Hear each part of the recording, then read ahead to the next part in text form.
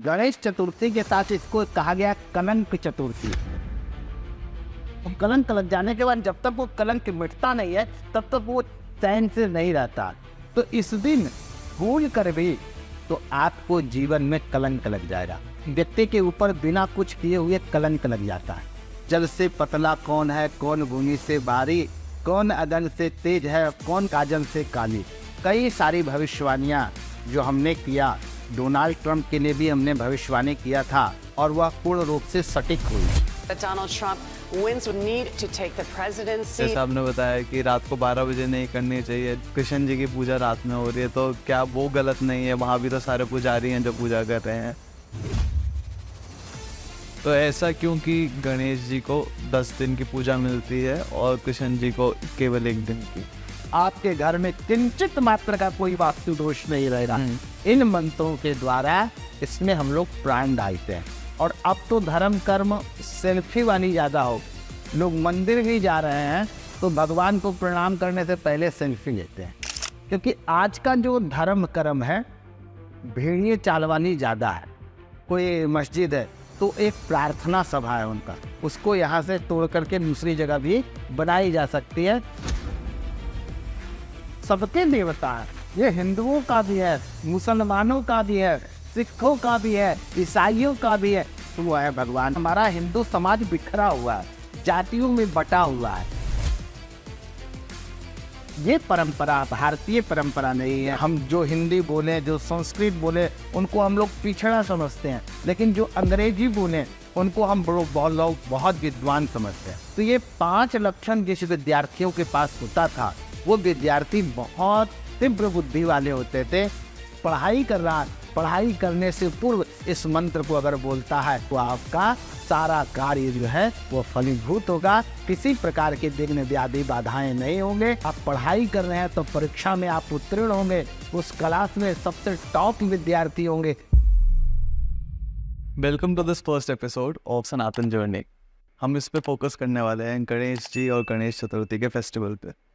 आज हमारे साथ हमारे घर में जो आते हैं कई सालों से पंडित जी, वो बैठे हैं। हम तो कई सालों से जानते हैं, बट आप लोगों को एक इंट्रोडक्शन, एक परिचय कराने के लिए हम उनसे ही पूछेंगे कि उनकी पीछे की क्या जर्नी रही है, वो कैसे इस धर्म से जुड़े हैं, एंड फिर आगे चल के हम आज के टॉपिक पे फोकस करना शुरू करेंगे। नमस्ते पंडित जी। तो सबसे पहले तो हम अपने पॉडकास्ट की शुरुआत तो करेंगे, बट सबके लिए ये जानना ज़रूरी है कि आपका बैकग्राउंड क्या है और आपकी क्यों सुनी जाए, अगर हम कहें इस चीज़ से अगर हम शुरुआत करते हैं। सभी दर्शकों को नमस्कार। मैं महामंडलेश्वर स्वामी वेद मूर्तिनंद सरस्वती। हम 6 वर्ष की आयु में हमने घर का त्याग कर दिया और हमारे यहाँ गुरुकुल की परंपरा रही है। आपने नाम सुना होगा महर्षि महेश योगी, पूरे वर्ल्ड में भावातीत ध्यान के नाम से जाने जाते हैं। उन्होंने गुरुकुल की स्थापना किया था। हमारे गांव में गुरुकुल से पढ़ करके कुछ बालक आए थे और वो वेद मंत्र बोल रहे थे। तो मेरे मन में जिज्ञासा आई कि मैं भी गुरुकुल में जा कर के वेद मंत्रों का अध्ययन करूं। अपने पिताजी से हमने कहा और वो हमारी बातों को मान करके उन्होंने मुझे गुरुकुल में एडमिशन करा दिया, जो कि त्रिवेणी प्रयागराज संगम के तट पे महर्षि महेश योगी आश्रम है। उसी में हमने 12 साल तक वेदाध्ययन किया। वेदो अखिलो धर्म मूलम, जो हमारा सनातन धर्म है, उसका सबसे मूल ग्रंथ अगर कोई है तो वह वेद है। ऋग्वेद, यजुर्वेद, सामवेद और अथर्ववेद। और अगर देखा जाए तो पूरे वर्ल्ड की जो सबसे प्राचीन, जो सबसे ओल्ड बुक है, वो कौन सा है? वो वेद है। ना कि बाकी चीज़ों का समय हो, कोई 1400 साल पहले आए, कोई 2000 साल पहले आए, कोई 500 साल पहले आया ग्रंथ। लेकिन जो हमारा वेद का जो ग्रंथ है, पूरा वर्ल्ड इस चीज़ को मानता है कि विश्व के सबसे प्राचीन बुक है वेद। ऋग्वेद में सारा विज्ञान छुपा हुआ है। यजुर्वेद में जो कर्मकांड अपने घर में नामकरण से लेकर के जब बच्चा पैदा लेता है और जब मृत्यु होती है, तो जितने भी कर्म होते हैं वो सारा कर्मकांड शुक्ल यजुर्वेद में निहित है। सामवेद जो है उसमें गायन है, जो संगीत हम लोग सुनते हैं, संगीत गाते हैं, वो हमें सामवेद से प्राप्त हुआ। और अथर्ववेद में आयुर्वेद का ज्ञान है, जो आज मेडिसिन लेते हैं लेकिन उससे ठीक नहीं हो पाते हैं, कई रोग उत्पन्न कर देता है, जो एलोपैथिक दवाइयाँ हैं। लेकिन अगर आप अथर्ववेद के अनुसार आयुर्वेद की पद्धति को आप अपनाएंगे तो जड़ से बीमारियों को समाप्त करता है। तो इसके लिए हमें वेदों का अध्ययन करना पड़ेगा, सारी चीज़ों को मूल जानकारी के लिए। जैसे कि आपने भारद्वाज मुनि का नाम सुना होगा, उन्होंने एक सूत्र में 6 तरह का विमान बनाने का उन्होंने बताया। आज हम लोग इस आधुनिक युग में विमान शास्त्र, जबकि बहुत प्राचीन ग्रंथ हमारे भारद्वाज मुनि ने लिखा, आप तो पढ़े हैं, आपने अगर अभी पूछा जाए तो किसने विमान का निर्माण किया? आज के समय में कुछ अंग्रेजों का ही नाम आएगा, राइट ब्रदर्स का नाम। राइट ब्रदर्स का, लेकिन ये रॉन्ग है। राइट ब्रदर्स से पूर्व जो है वो भरद्वाज मुनि ने इस शास्त्र को लिखा, जिसको विमान शास्त्र कहा जाता है। और आज का विमान उतना डेवलप नहीं है जितना पहले का था। आपने सुना होगा, रामायण आपने देखिए यहाँ रखा हुआ, रावण के पास 7 तल्ले का विमान था। मुझे तो नहीं लगता आज के समय में 7 तल्ले का विमान आया, 2-3 तल्ले तक तो तल्ले से मतलब फ्लोर, अच्छा 7 फ्लोर का विमान। 7 फ्लोर का विमान था, और उसमें वो मन की गति से चलती थी। और वो टेक्नोलॉजी उस समय का देखिए, जितने लोग बैठते थे एक सीट कम होता था अपने आप, चाहे कितना भी उसके अंदर लोग बैठ जाए, हमेशा एक सीट कम होती थी। इतना उसमें स्पेस होता था, मन की गति से चलती थी। तो जो हमारी पुरानी जो प्राचीन जो परंपरा रही है, जो प्राचीन विधा रही है, वो हमारे वेदों के द्वारा रहा है। इसीलिए हमने प्रारंभिक काल में वेदों का अध्ययन किया। 12 साल तक घर का त्याग करके, माता पिता का त्याग करके, ये जो वस्त्र हमने धारण किया है, त्रिपुंड चंदन, सर पे बाल भी नहीं, और बहुत कम भोजन पा करके सुबह प्रातःकालीन ब्रह्म मुहूर्त में 4 बजे उठ करके वेदों को हम लोग अध्ययन करते थे।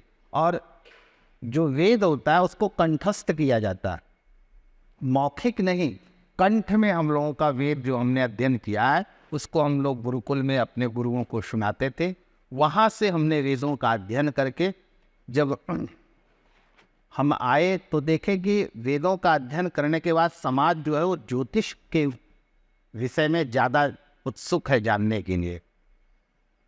तो हमने वेदों में पढ़ा, उसने कहा गया ज्योतिषानाम वेदानाम चक्षुः। जो ज्योतिष है वो वेद का नेत्र है।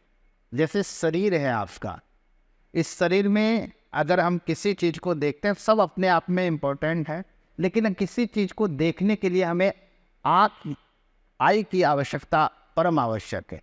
तो उसी तरह वेद को जानने के लिए, देखने के लिए, पूरे जीवन को समझने के लिए ज्योतिष का होना परम आवश्यक है। तो हम नागपुर महाराष्ट्र में हमने ज्योतिष का अध्ययन किया, गुरुओं के सानिध्य में बैठ कर के। वहाँ से हमने आचार्य किया। फिर कामेश्वर दरभंगा विश्वविद्यालय से हमारी PhD हुई। इसी प्रकार साधु संतों के सानिध्य में रह करके फिर हमारी विद्या को देख करके, हमारे ज्ञान को देख करके अखाड़ा परिषद ने हमें 2023 में महामंडलेश्वर की पद पे सुशोभित किया। और पूरे विश्व में सनातन धर्म का अलख जगाने के लिए, धर्म का प्रचार प्रसार करने के लिए, वेदों का प्रचार प्रसार करने के लिए और हिंदू समाज को एकजुट करने के लिए हमें इस पद पे सुशोभित किया। और हम उस समय से पूरे भारतवर्ष में श्रीमद् भागवत कथा, श्री राम कथा के माध्यम से और अनेकों ज्योतिष के माध्यम से पूरे भारत में जा रहे हैं। और कई सारी भविष्यवाणियाँ जो हमने किया अभी पूर्व में डोनाल्ड ट्रंप के लिए भी हमने भविष्यवाणी किया था और वह पूर्ण रूप से सटीक हुई, जिसका आप साक्ष्य देख सकते हैं। Wall street journal, Washington post, world की सारी मीडिया में 2016 की में हमने 10 दिन पूर्व ही उनकी जीत की घोषणा किया कि ये पूर्ण रूप से विजयी होने जा रहे हैं। ऐसे कई तमाम चीज़ें हैं जिस पे हमने ज्योतिष पे अध्ययन किया और उसका जो हमने फलादेश किया वो पूर्ण रूप से सत्य हुआ है। तो इस जो हम कहते हैं कि कुछ प्रेडिक्शन कर रहे हैं या ज्योतिषी मतलब हम जो करते हैं, तो उसका रिलेशन किसी की जीत या हार से वो कैसे निकाला जा सकता है? मतलब देखिए, ज्योतिष से एक गणित है। आज जो लोग ज्योतिष को आडंबर मान रहे हैं, ज्योतिष को तंत्र से जोड़ रहे हैं, ज्योतिष को बेवकूफ़ बनाने के लिए एक पद्धति अपना रहे हैं, तो ये ज्योतिष नहीं है। ज्योतिष अंधकार से प्रकाश की ओर ले जाने वाला एक ग्रंथ है, भूत भविष्य वर्तमान को जानने वाला एक ग्रंथ है। आज लोग सूक्ष्म अध्ययन करके, क्योंकि देखे तो 12 राशि है और 27 नक्षत्र हैं। पूरे वर्ल्ड में अरबों खरबों लोग हैं, उसी अरबों खरबों में 12 ही राशि होते हैं और 12 राशि याद करना कोई बहुत बड़ी बात नहीं है। आज जो आप तमाम देख रहे हैं कि जिसको देखे वही ज्योतिषाचार्य अपने आप को लिख रहे हैं, वही जो है ज्योतिष के उपाय बता रहे हैं, तो ऐसे लोगों को भ्रम के जाल से दूर होना चाहिए। ज्योतिष कोई साधारण विषय नहीं है। हमारे गुरुओं ने कहा है कि ज्योतिष ऐसा विषय है जो बूढ़े तक भी पढ़ाई करने के बाद पूर्ण रूप से ज्ञान नहीं हो पाता, जब बुढ़ापा भी हो जाए तो। इसलिए ज्योतिष जो इष्टकाल, भयात, भवुक, सूर्य, नक्षत्र, ग्रह, तारे, जितने भी हैं सौरमंडल में जो ग्रह हैं वो किस अवस्था में हैं, कितनी दूरी पे है, कहाँ है, कौन से कलर के हैं, कैसा स्वभाव है, ये सब हम ज्योतिष के माध्यम से हम लोग जानते हैं। और इसी ज्योतिष के माध्यम से तिथि, वार, नक्षत्र, योग और करण, ये 5 चीज़ों से मिलकर के बनता है पंचांग। जैसे कि आप किसी ज्योतिषी के पास जाते हैं, ब्राह्मण के पंडित जी के पास जाते हैं कि हमें किस दिन विवाह करना चाहिए, तो उसके लिए शुभ मुहूर्त बताएं। तो ये शुभ मुहूर्त जो निकालते हैं वो ज्योतिष के माध्यम से ही निकलता है। उस समय नक्षत्रों का क्या समावेश है, ग्रह कहाँ कहाँ बैठे हुए हैं, कौन से ग्रह में शुभ होता है विवाह करना, कौन से लग्न में, स्थिर लग्न में जो है हमारे यहाँ 3 तरह का लग्न बताया गया, चर, स्थिर और द्विस्वभाव। तो चर यानी चलायमान, कोई व्यापार होता है जो चलायमान व्यापार होता है तो उसको चर लग्न में करना चाहिए। स्थिर लग्न में विवाह होता है, क्योंकि हम लोगों के यहाँ जो हमारा जो कॉन्सेप्ट है, जो हिंदू धर्म का, सनातन का, वो जन्म जन्मांतर तक यानी 7 जन्मों तक रिश्ता निभाने का हमारे यहाँ कॉन्सेप्ट है। तो उसके लिए हमें स्थिर लग्न में हम लोग विवाह का मुहूर्त देते हैं, जिससे दोनों दाम्पत्य जीवन जो का हो वो पूरे जीवन काल तक दोनों का अटूट संबंध हो। और वो तब होता है जब शुभ योग हो, शुभ नक्षत्र हो, शुभ करण हो और शुभ लग्न हो। इसीलिए विवाह से पूर्व पंडित जी के यहाँ जा कर के हम लोग उसका मुहूर्त निकलवाते हैं और उसकी एक बजाते लग्न पत्रिका बनती है और उस लग्न पत्रिका में सारी चीज नोट होती है कि किस समय कितने बज के कितने मिनट में वो फेरे लिए जाएगी, अग्नि की परिक्रमा लिया जाएगी, तो वो उसका विशेष मुहूर्त होता है। तो ये सारे मुहूर्त जो है वो पंचांग से सारी चीजें निकलती है।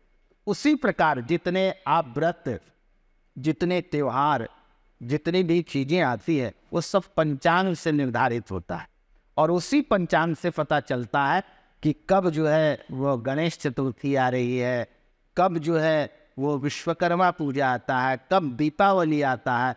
तो जो नक्षत्र है, जो योग है, जो करण है, उन लोगों का समावेश जब होता है तो पंचांग के अनुसार हमें ये चीजें प्राप्त होती है। तो ये पंचांग क्या वो कैलेंडर जो हम कहते हैं, तो ये अलग कैलेंडर कोई होता है? जो जो कैलेंडर आज हम लोग जो मैकाले की शिक्षा आने के बाद जबकि देखा जाए तो हमारे यहाँ 24 लाख गुरुकुल हुआ करते थे। पहले हमारे यहाँ शिक्षा की जो प्रणाली थी वो गुरुकुल में हुआ करता था। तो गुरुकुल में हम लोग घर का त्याग करते थे। कहा गया है, विद्यार्थियों को 5 लक्षण बताया गया है। काक चेष्टा बपो ध्यानम, कौवे की तरह चेष्टा होनी चाहिए, बगुले की तरह ध्यान होनी चाहिए, कुत्ते की तरह सोना चाहिए विद्यार्थियों को, अल्पाहारी गृह त्यागी, थोड़ा भोजन करना चाहिए विद्यार्थियों को, और घर का त्याग करना चाहिए जिस समय वो अध्ययन करते हैं। तो ये 5 लक्षण जिस विद्यार्थियों के पास होता था वो विद्यार्थी बहुत तीव्र बुद्धि वाले होते थे, उनकी मेमोरी बहुत स्ट्रांग होती थी और किसी चीज़ को बहुत जल्दी वो कैच करता था। लेकिन धीरे धीरे ये परंपरा लुप्त होती गई। हमारे यहाँ जब अंग्रेजी की सरकार आई तो उन्होंने मैकाले की शिक्षा यहाँ उन्होंने प्रारंभ किया। देखा, जबकि हमारे शास्त्रों में बताया गया, हम भी इतिहास का विद्यार्थी रहे हैं, तो हमने उस समय पाया कि लोग कहते थे कि भारत के लोग न पहनना जानते थे, न खाना जानते थे, न पढ़ना जानते थे। ये ब्रिटिश आए तब से लोग पढ़ना, पहनना और खाना और पीना जाने। तो ये बहुत ही हास्यास्पद लगता है।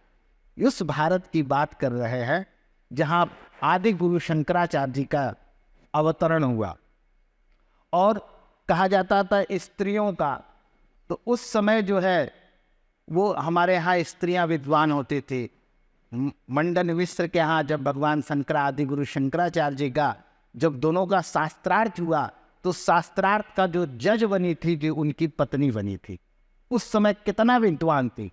तो हमारे यहाँ ज्ञान तो पुरातन से चला आ रहा है, क्योंकि हम लोग जो भारत भूमि रही है वो सबसे बड़ी अगर यहाँ का कोई उपलब्धि है तो ये ज्ञान की भूमि है। यहाँ अनेक ज्ञानी हुए, अनेक ऋषियों ने बहुत प्रकार का ज्ञान दिया। लेकिन जब मैकाले की शिक्षा आई तो हम लोग अंग्रेजी की ओर जाना प्रारंभ कर दिया। हम जो हिंदी बोले, जो संस्कृत बोले, उनको हम लोग पिछड़ा समझते हैं, लेकिन जो अंग्रेजी बोले उनको हम बहुत विद्वान समझते हैं। जबकि अगर देखा जाए तो आपके जो हिंदी वर्णमाला है उसमें बहुत सारे शब्द हैं, है ना, लेकिन अंग्रेजी माला में बहुत कम है। आप देखिए कहीं प्यूटी पुट हो जाता है, वही कहीं ब्यूटी बट हो जाता है। लेकिन हमारे संस्कृत में ऐसा नहीं है। 3 स है, तीनों श का अलग उच्चारण है। अगर सामने वाला श बोल रहा है तो आपको पता चल जाएगा कि वो तालव्य श बोल रहा है या दंत स बोल रहा है ना, शब्दों से। तो वो ऋतु यसाना मूर्धा, किसी का मूर्धा से उच्चारण होता है, किसी का उच्चारण सालू से होता है। तो ये अगर देखा जाए तो पूरे विश्व का जितनी भी भाषाएं हैं या जितनी भी ग्रंथ है या जितनी भी गणनाएं हैं वो सबका मूल जो है वो संस्कृत है। आप आज लैपटॉप का युग है, कंप्यूटर का युग है। संसार में कोई ऐसी भाषा नहीं है जिसको बोला जाए वही लिखा जाए और जो लिखा जाए वही पढ़ा जाए। सबका अलग अलग अर्थ हो जाएगा। अगर आप अंग्रेजी में उसको ट्रांसलेट करेंगे तो सबका अलग अलग हो जाएगा। लेकिन विश्व का मात्र और मात्र एक संस्कृत ही एक ऐसी भाषा है जिसको जो बोला जाता है वही लिखा जाता और जो लिखा जाता है वही पढ़ा जाता।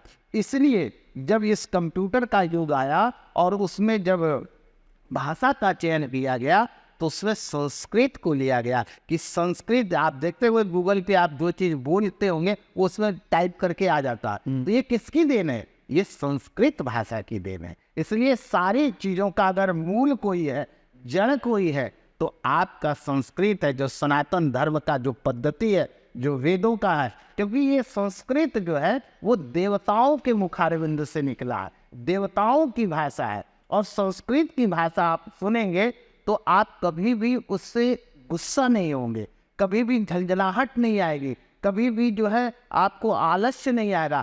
संस्कृत की भाषा से यानी रस टपकता है मधु का। तो ये संस्कृत जो है वो सारी चीज़ों का जननी है। आज जितनी भी हमारी परंपराएं हैं या जितनी भी व्रत है, महापर्व है, वो सब यहीं से प्रारंभ हुई है हमारे ऋषियों और महर्षियों के द्वारा। तो इससे एक अच्छा हम सबको एक बैकग्राउंड भी मिल गया कि क्या चीज़ है एक बेसिक ऑफ सनातन धर्म की, जैसे जो आपकी तरह कई सारे पुजारी जो पीछे की पढ़ाई लेके आते हैं, जो वेदों की पढ़ाई करते हैं। तो हमारे जो कुछ सवाल होंगे, जो अब आगे चल के जो हमारा फर्स्ट टॉपिक है, जो हम गणेश जी के बारे में जानकारी लेने वाले हैं, जो हम गणेश चतुर्थी जैसे आ रही है तो उसके बारे में जानना चाह रहे हैं। क्योंकि कई बार ऐसा होता है कि चीज़ें हो रही है, दिवाली मन रही है, गणेश चतुर्थी मन रही है, हर त्यौहार मन रहा है, बट उसके पीछे का क्या कारण है, उसके पीछे उसे क्यों मनाया जाता है।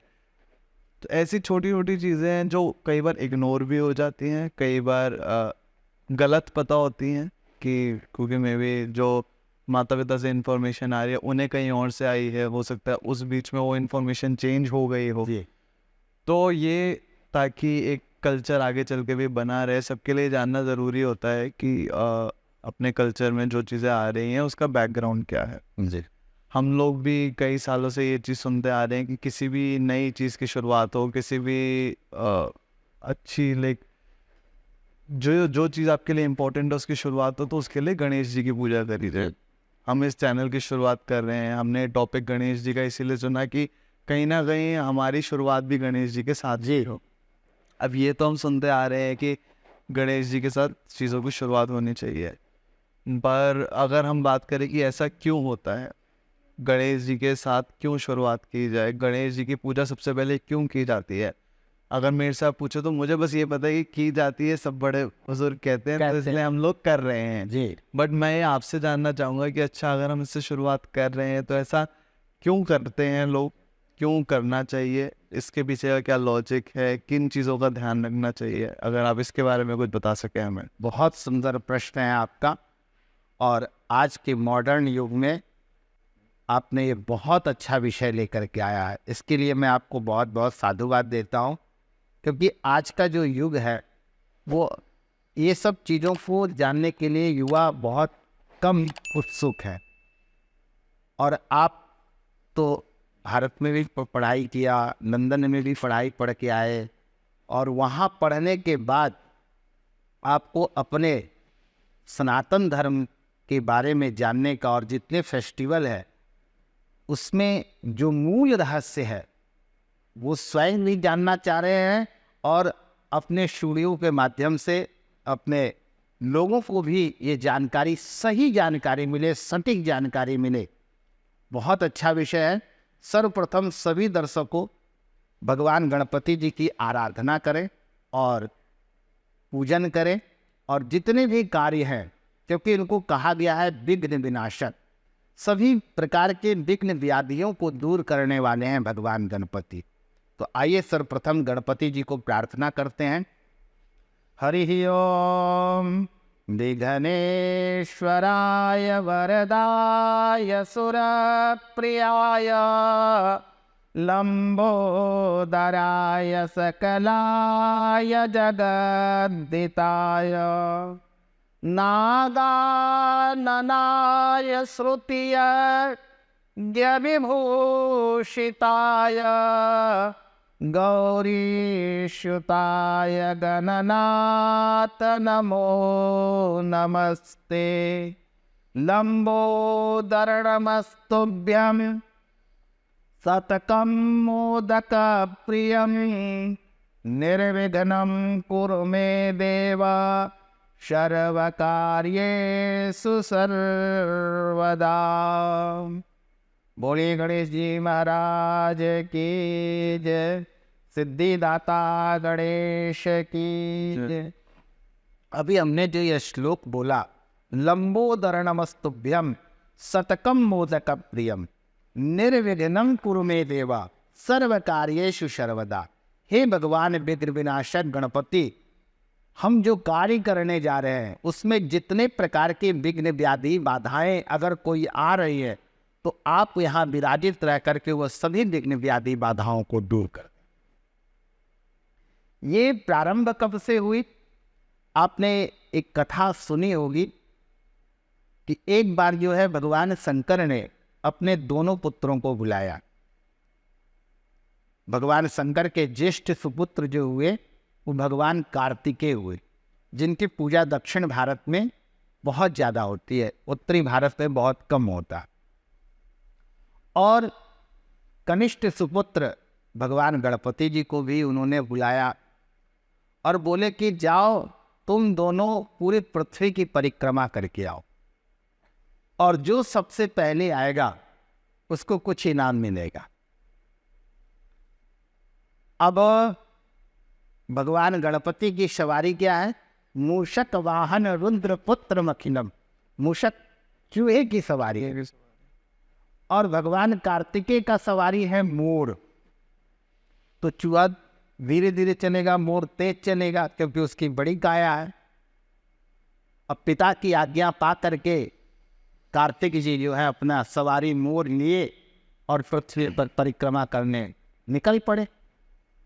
लेकिन भगवान गणपति जी को कहा जाता है ज्ञान के दाता।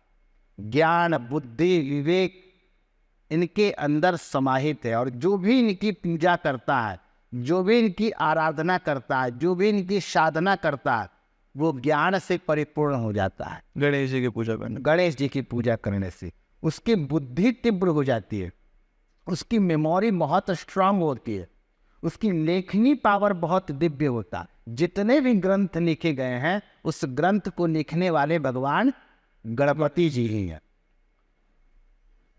तो ये ज्ञान के, बुद्धि के दाता हैं।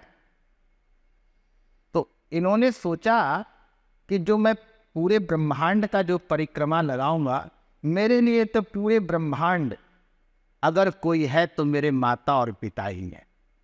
देखो कितना बड़ा संदेश भगवान गणपति जी ने समाज को दिया है। समाज को एकजुट करने के लिए परिवार में माता पिता का जो दर्जा है वो भगवान से भी ऊपर है। मातृदेवो भव, पितृदेवो भव, आचार्य देवो भव।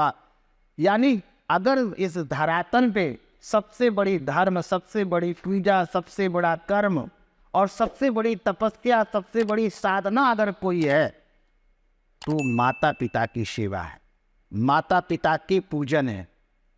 ये संदेश भगवान गणपति जी ने हम सबको दिया। तो उन्होंने क्या किया कि ब्रह्मांड की परिक्रमा ना करके अपने माता पिता का ही परिक्रमा किया, और माता पिता का परिक्रमा करके भगवान को प्रणाम किया। क्योंकि कहा गया पिता धर्मः पिता कर्मः पिता ही परमं तपः, यानी पिता ही धर्म है, पिता ही कर्म है, और पिता ही सबसे बड़ा, माता पिता ही सबसे बड़ा तप है। जब तक माता पिता आपके जीवित है, आप सही धर्म ना करने गए होंगे, कहीं तीर्थ नहीं गए होंगे, कोई पूजा अनुष्ठान नहीं किया होगा, कोई बात नहीं है। लेकिन माता पिता की अगर आप सेवा करते हैं, आप उनकी चरणों का सेवा करते हैं, तो वो यज्ञ करने से, वो तीर्थ जाने से कई हजार दुगुना फल की प्राप्ति माता पिता की चरण सेवा और उनकी आज्ञा का पालन करना। इस चरणों में साष्टांग प्रणाम करता हूँ। आप सबसे बड़ी कथा का श्रवण कर रहे हो, अपने ससुर की जो सेवा कर रहे हो। कुछ बोल भी नहीं पाते हो, कुछ कर एकदम ऐसे पड़े हैं, लेकिन इतना सेवा जैसे कि अपने भगवान की सेवा कर रहे हैं। ठीक उसी प्रकार भगवान गणपति जी ने माता पिता की सेवा में, माता पिता की चरणों में सारे तीर्थ, सारे धाम को बताया है। जैसे उन्होंने परिक्रमा किया तो भगवान शंकर अति प्रसन्न हुए, और उस समय कार्तिक जी पूरे ब्रह्मांड की परिक्रमा करके आए। उन्होंने देखा गणेश जी तो सबसे मेरे से पहले यहाँ अंदर से खड़े, तो उनको लगा कि मैं तो पीछे हो गया। तब उन्होंने कहा कि तुम चूहे की सवारी करके तुम सबसे पहले कैसे पहुंच गए? तब भगवान शंकर ने कहा ये ब्रह्मांड की परिक्रमा नहीं किया, इसने अपना दिमाग लगाया, अपनी बुद्धि लगाई, अपना ज्ञान लगाया। ये पूरा ब्रह्मांड अगर किसी में समाहित है तो माता पिता में ही समाहित है। इसलिए ब्रह्मांड की परिक्रमा ना लगा करके माता पिता से परिक्रमा लगा करके खुद से पहले पहुंच गया। उसी समय भगवान शंकर ने भगवान गणपति जी को आशीर्वाद दिया कि जाओ, आज से जहाँ भी पूजा होगी, जहाँ भी आराधना होगी, जहाँ भी साधना होगी, सबसे पहले तुम्हारी पूजा होगी, तुम्हारी पूजा के बिना कोई भी यज्ञ, कोई भी पूजा सफल नहीं होगा।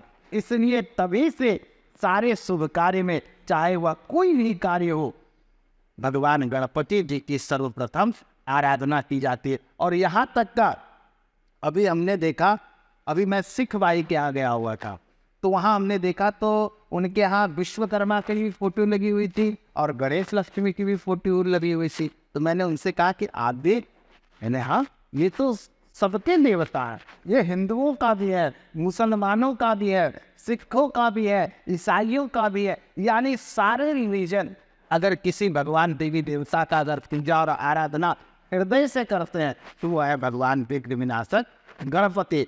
तभी से ये प्रथा भगवान गणपति जी की सर्वप्रथम पूजा में प्रारंभ हुई। और ऐसा नहीं है कि गणेश जी की मूर्ति ही ला करके हम लोग उसका आराधना करते हैं, पूजा करते हैं। हमारे यहाँ तो गोबर का भी गणेश जी बनाए जाते हैं। गोबर, हम लोग पहले गोबर का, गाय का गोबर बनाते थे और उससे गणपति जी बना देते। अगर वो भी उपलब्ध नहीं है तो सुपारी में कलावा लपेट करके और गणपति का रूप हम लोग बना करके उनकी पूजा आराधना करते। फिर ये परंपरा धीरे धीरे जो गणेश उत्सव की परंपरा प्रारंभ हुई, तो गणेश उत्सव की परंपरा हमारे यहाँ तो प्राचीन काल से ही रहा है गणेश जी की पूजा। लेकिन जो बृहद रूप में और जो समाज एकजुट होकर के पंडाल बना करके और सब लोग बड़ा ही हर्ष उल्लास पूर्वक जो मनाने की परंपरा जो हमारे भारतवर्ष में प्रारंभ हुई, जो एक बहुत बड़ा विराट रूप ले चुका है। आज ये तो महाराष्ट्र की पुण्यधरा से प्रारंभ हुई, लेकिन आज देखा जाए तो पूरे भारत में गणेश जी की गूंज होती है। जैसी गणेश चतुर्थी आती है लगभग कोई ऐसा क्षेत्र नहीं है जो अब अछूता रह गया है। लेकिन ये जो विराट का रूप लिया जो गणेश पूजा का, ये एक्चुअल में क्या है, भाद्रपद शुक्ल पक्ष चतुर्थी को भगवान गणपति जी का जन्म हुआ है। गणेश चतुर्थी के दिन भगवान गणपति जी का जन्म होने के कारण हम सब लोग जन्मोत्सव मनाते हैं, पहली बात। दूसरी बात, हम आप जन्मदिन एक दिन मनाते हैं, एक रात में मनाते हैं, लेकिन भगवान गणपति का जन्मदिन 10 दिनों तक मनता है। यानी गणेश चतुर्थी से प्रारंभ होती है और अनंत चतुर्दशी तक गणेश उत्सव मनाया जाता है। 10 दिनों का ये हम लोग त्योहार के रूप में मनाते हैं, उनके उत्सव के रूप में मनाते हैं। और ये मनाते, देखो हम लोग जन्मोत्सव मनाते हैं तो कब मनाते हैं, प्रातःकालीन ब्रह्म सूर्योदय, सूर्य के साक्षी में। आज एक खूब प्रथा प्रारंभ हो गई मॉडर्न युग में। आज युवा जो है, जो हमने अभी पहले बात की थी अंग्रेजी कैलेंडर और पंचांग में क्या अंतर है।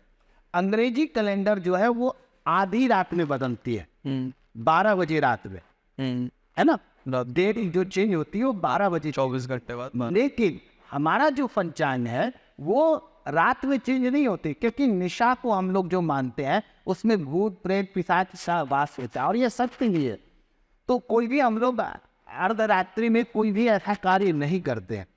लेकिन हमारा जो पंचांग है वो सूर्योदय से होता है। जैसे सूर्य कितने बज के कितने मिनट में सूर्योदय हुआ, सूर्योदय से लेकर के अगले दिन सूर्योदय तक उस तिथि को हम लोग मानते हैं।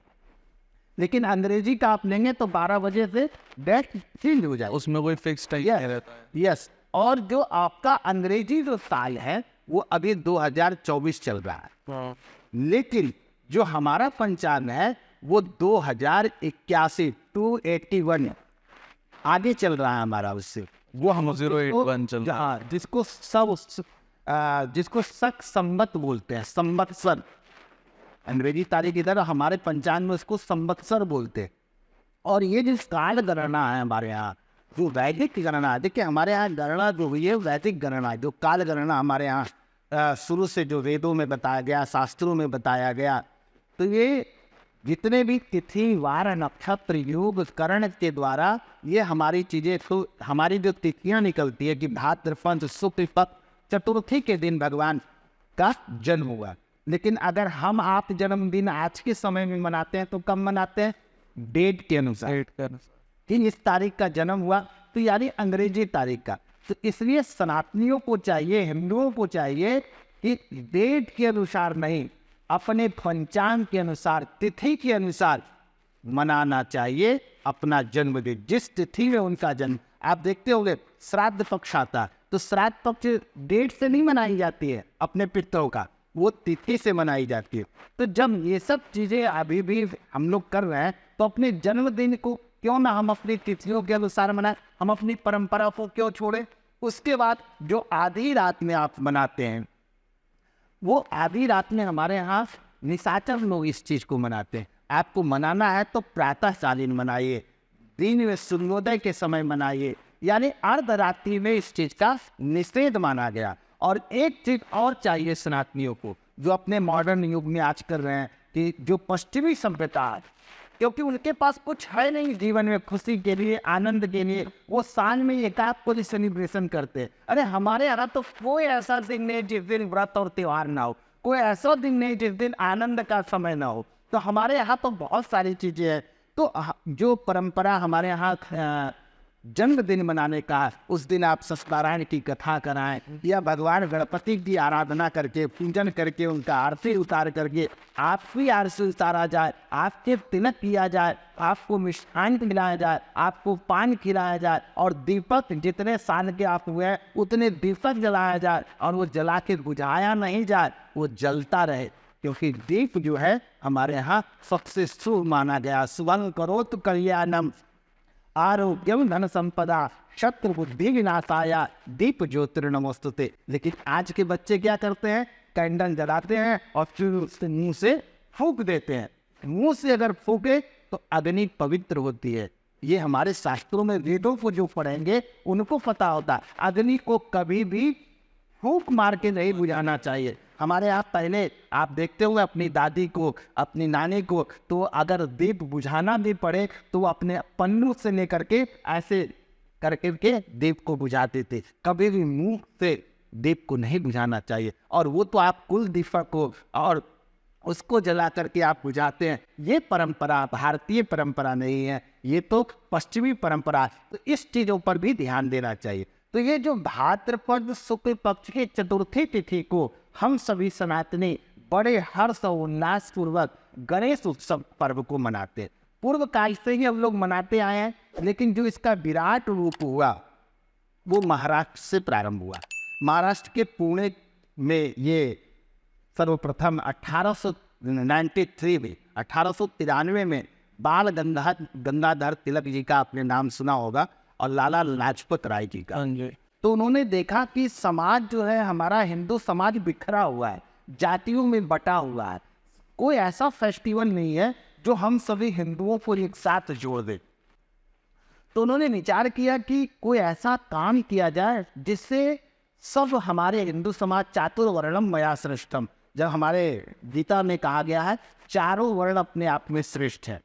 जिस तरह एक पिता का 4 बेटा है, तो चारों बेटा पिता के लिए सम होगा, सब बराबर होगा, कोई बड़ा नहीं, कोई छोटा नहीं, किसी को कम प्यार नहीं, किसी को ज़्यादा प्यार नहीं, सबका समान है। ठीक उसी प्रकार हम लोग 4 भाई हैं, ब्राह्मण, वैश्य, शूद्र और क्षत्रिय।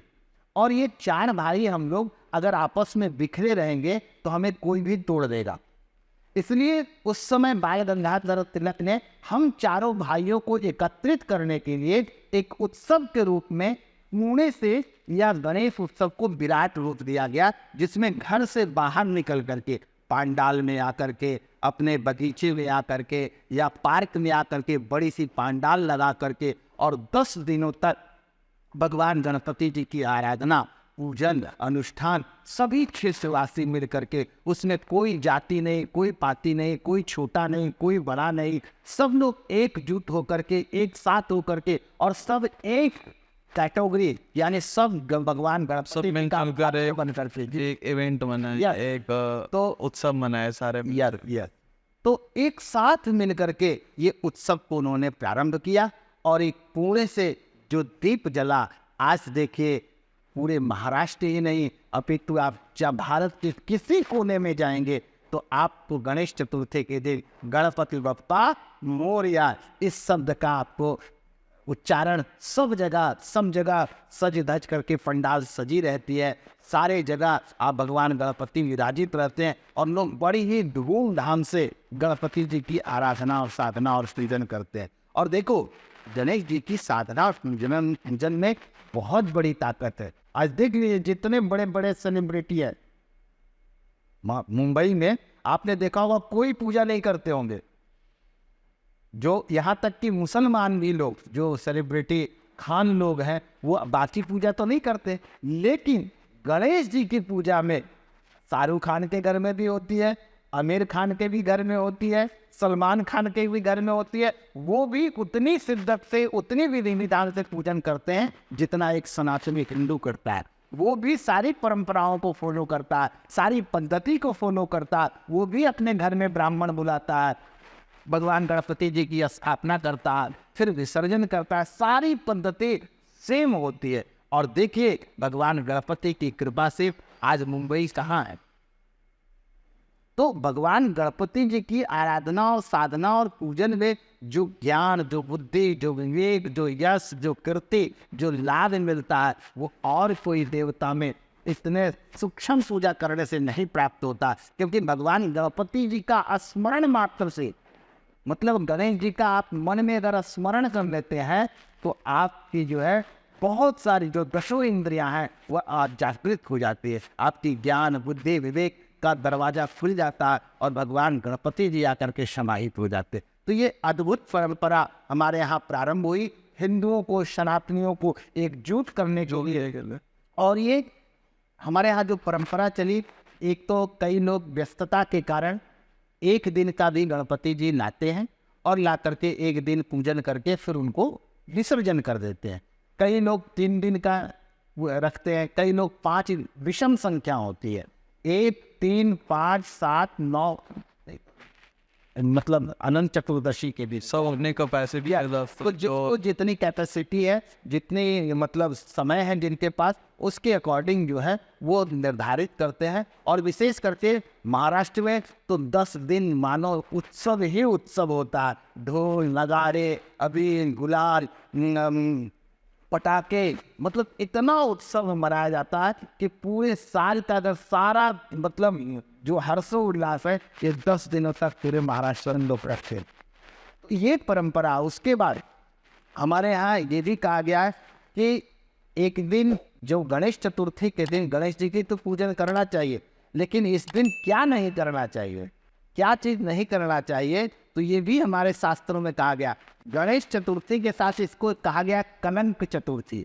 आपने देखा होगा कि एक व्यक्ति के ऊपर बिना कुछ किए हुए कलंक लग जाता है ना। जल से पतला कौन है, कौन भूमि से भारी, कौन अदन से तेज है, कौन कलंक से काजल से काली।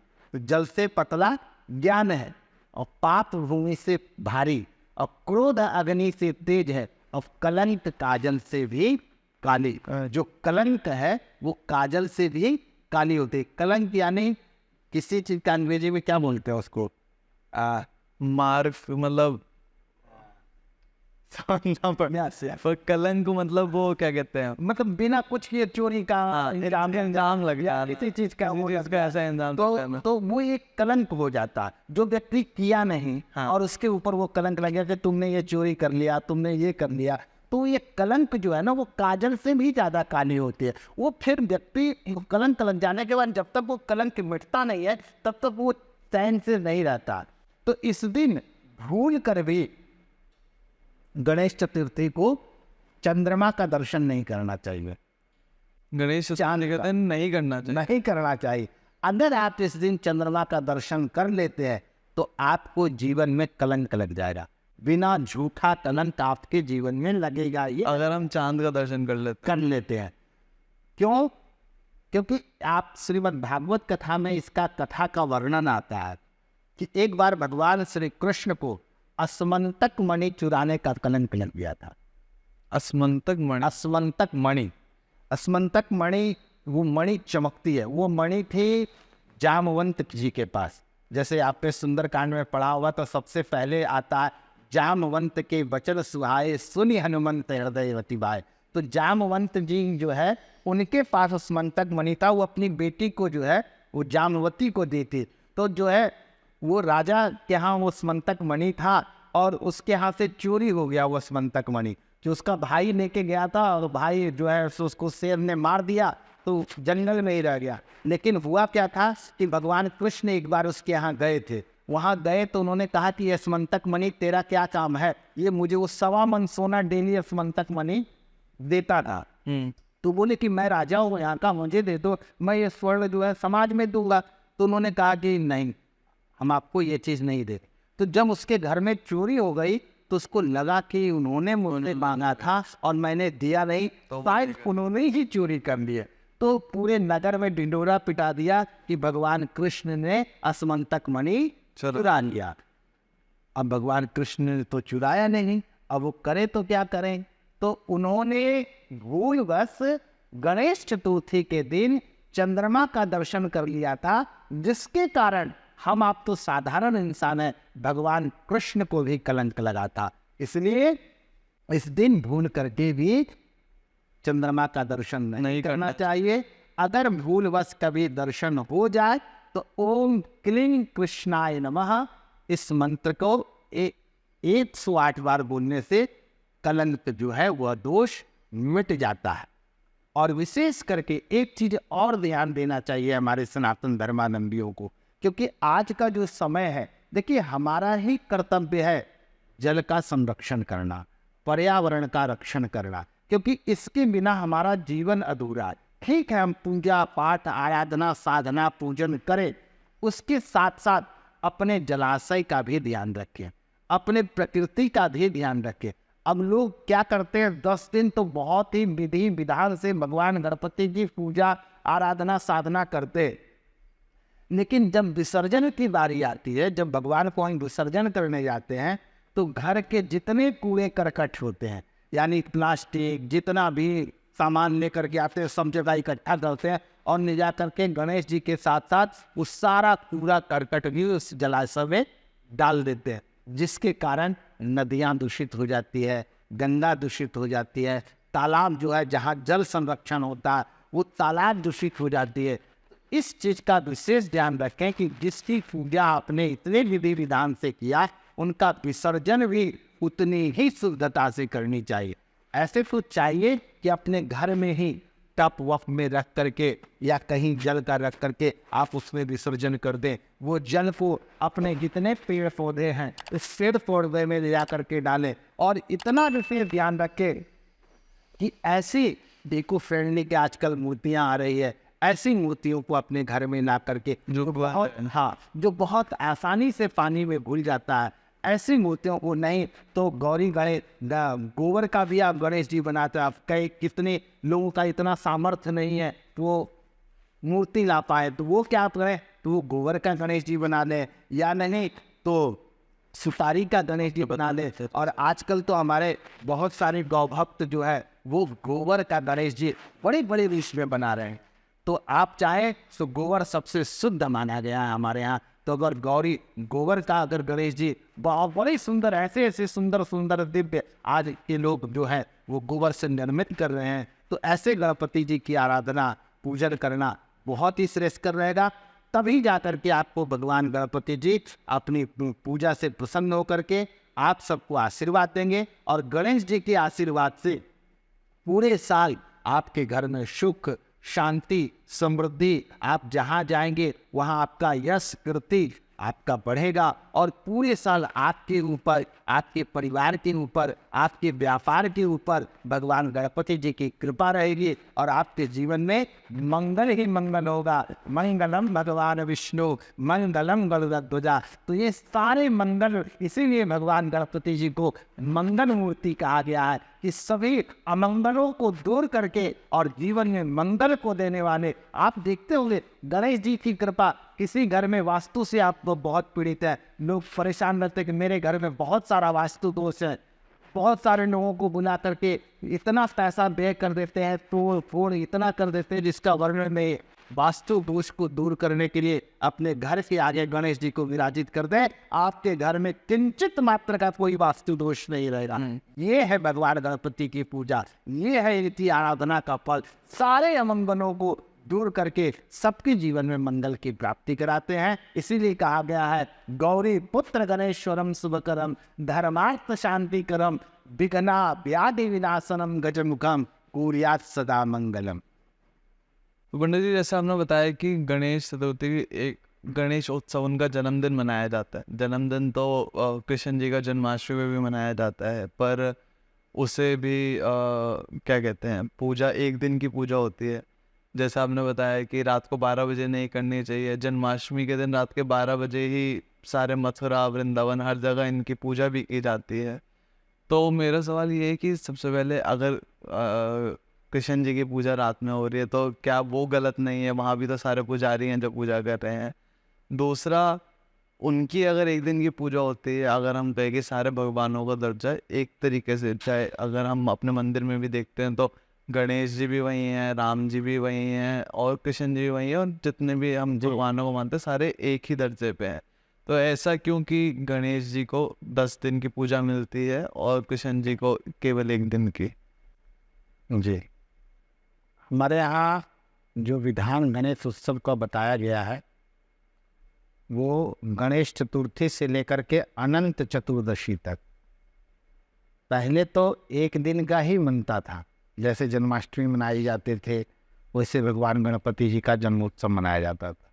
लेकिन ये 10 दिनों के जो उत्सव के रूप में जो प्रारंभिक किया वो बाल गंगाधर तिलक ने किया कि अनंत चतुर्दशी तक 10 दिनों तक परंपरा ये चलाई, जिससे 10 दिनों तक वहाँ के लोग इसी चीज़ में रमे रहें, सब में एकजुटता आए, सब लोग एक साथ आए और एक साथ आकर के, और उस समय जो स्थिति परिस्थिति जो बनी हुई थी उस समय एक धारा है 144, तो ये अंग्रेज़ों ने लाई थी ये धारा, आज भी ये चल रही है, उसमें कोई संशोधन नहीं हुआ। यानी 5 लोग एक जगह इकट्ठा नहीं हो सकते। उसका मूल कारण ये था कि हिंदू एकत्रित ना हो। अगर हिंदू एकत्रित हो गया तो हमको यहाँ से भागना पड़ेगा। तो उन्होंने 144 को लागू कर दिया था। तो उस समय गंगाधर तिलक जी ने सोचा कि क्या ऐसा करूं जिससे इस धारा का हम लोग उल्लंघन भी ना करें, हम पर कोई कार्रवाई भी ना हो और ये अच्छे से हो जाए।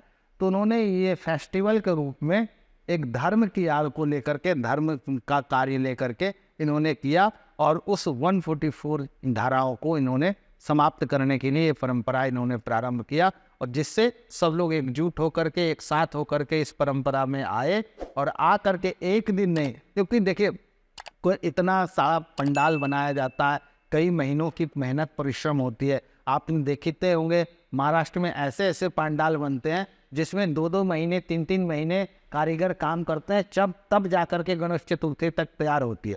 और इतना लंबा खर्च होने के बाद एक दिन का उत्सव तो आनंद नहीं आता है। तो क्योंकि महाराष्ट्रियन लोग 10 दिनों तक ये उनका सबसे बड़ा ये त्यौहार होता है। पूरे त्यौहार में सबसे बड़ा महाराष्ट्र के लोगों के लिए ये सबसे बड़ा त्यौहार होता है। यानी अपने सारे काम धंधा सब कुछ को जो है 10 दिन के लिए वो स्टॉप कर देते हैं और 10 दिन उनका पूरा जीवन, पूरा समय भगवान गणपति की आराधना, पूजन और साधना में ही रहती है।